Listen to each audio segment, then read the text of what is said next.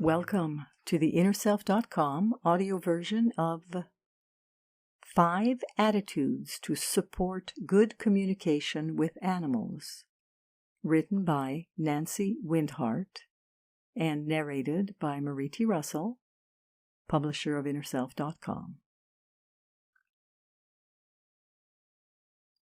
In my many years of teaching animal communication, I have found that there are certain attitudes that support people in reclaiming their natural, inborn ability to communicate with all life. I often call these attitudes and HeartSets, as opposed to mindsets, and I share them with students in my beginning classes and workshops. First, undoing rather than doing. In our modern, westernized, technology-driven cultures, we are accustomed to doing, working hard, pushing, multitasking, trying hard.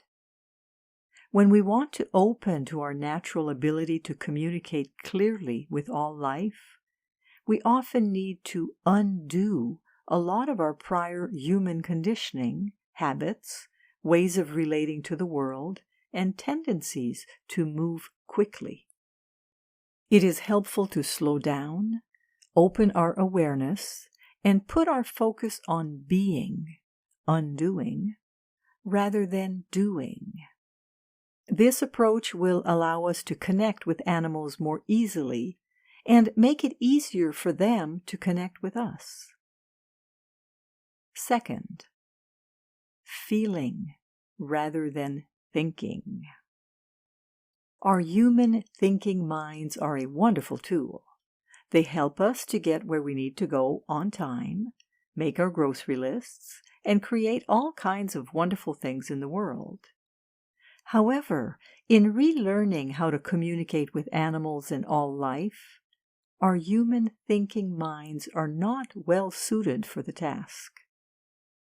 Rather, our feeling center, which includes but isn't limited to just our emotions, is the center of awareness that we need to cultivate to connect clearly, honestly, and deeply with other species. We can set our thinking minds aside, not banishing our thoughts, but letting them flow to the side of our awareness while we focus on our intuitive, receptive, feeling modes of understanding. Third, allowing rather than striving. In our modern human cultures, we are encouraged to push, to drive ourselves and others relentlessly, to work hard, to try hard, to strive. This way of being is not helpful when we are reawakening our natural ability to communicate intuitively and telepathically. Instead, we can adopt an attitude of allowing, of openness, of receptivity and flow. People are often surprised to discover that the less hard they try, the easier it is to receive communication from animals. Fourth, focus on strengths rather than challenges. We can support ourselves in reclaiming our inborn ability to communicate with all life by focusing on what is working well, what we are doing already, what we have already experienced, rather than on what we don't do as well or what we don't experience. For example, most people naturally receive in one or two predominant ways: feeling, images, general knowing, kinesthetic sense. Each of us is different. So rather than focusing on the way that we are not receiving, we can focus on and strengthen what we are receiving, noticing how it's coming in for us, and then affirm and build on those strengths and what is already working. I coach my students in recognizing how they have received telepathic communication already, sometimes without recognizing it as such, and also in fertilizing the plant that is already growing, the ways in which they are already receiving and experiencing close contact with animals. The more we nourish and fertilize these strengths and honor our experiences, the more they will flourish and grow. 5. Less rather than more. Often people want to push, to achieve, to get it right, to figure it out, to understand. This is a habit of many of our workplaces, our schools, and the institutions of our societies. In opening to hear the animals and all beings freely and clearly, it can really help us to let go, to simplify, to slow down, do less, stop pushing, and become slower, quieter. In the quest to open more deeply to communicating with all life, less is really more. We can be willing to be wrong, to not get it, to not understand. We can relax and not try so hard. These practices may take a significant shift in our habitual ways of doing and being, but they will be deeply supportive of our intention to connect more deeply with animals and all life.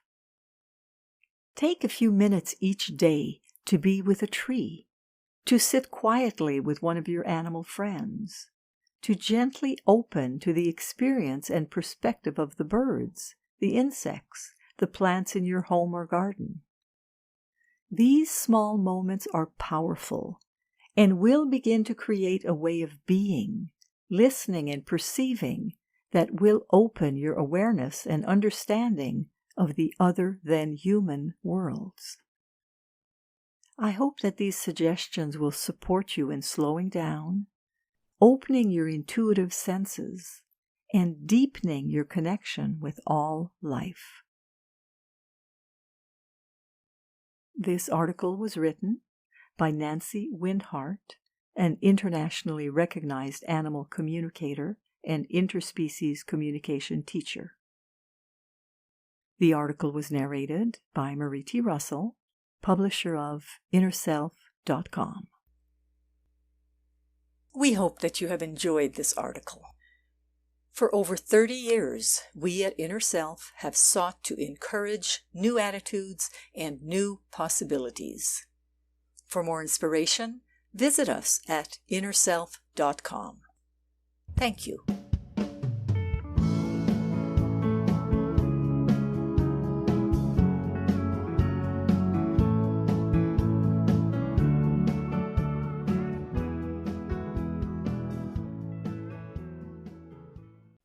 Visit the Inner Self Market for new attitudes and new possibilities.